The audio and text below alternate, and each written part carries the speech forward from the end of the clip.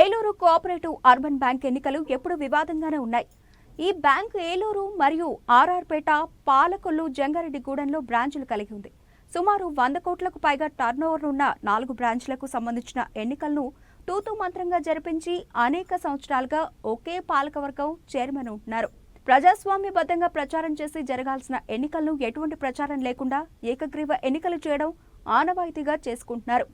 2021లో జరిగిన అప్రజాస్వామిక ఎన్నికలపైన రాష్ట్ర హైకోర్టులో కేసులు నడుస్తున్నాయి.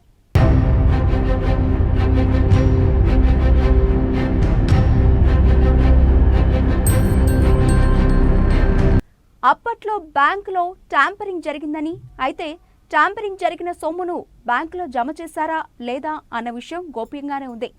బ్యాంకులో పనిచేస్తున్న సీఈఓతో పాటు సిబ్బంది వివరాలు, బ్యాంకునకు సంబంధించిన మరికొంత సమాచారం ఇవ్వాలని సమాచార హక్కు చట్టం ప్రకారం అడిగినా మేము ఇవ్వాల్సిన అవసరం లేదంటూ ఇది మా అడ్డా అని బ్యాంక్ అధికారి చెప్పడం విడ్డూరంగా ఉంది. అహంభావానికి నిదర్శనంగా నిలిచింది.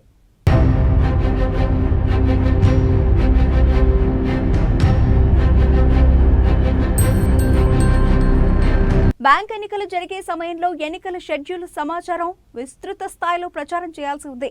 నిబంధనలకు తిలోదకాలిచ్చి ఎటువంటి ప్రచారం చేయకుండా అన్ని విషయాలు గోప్యంగా ఉంచి రహస్యంగా ఎన్నికలు జరిపించుకొని వేలాది మంది ఖాతాదారుల మనోభావాలను దెబ్బతీశారు.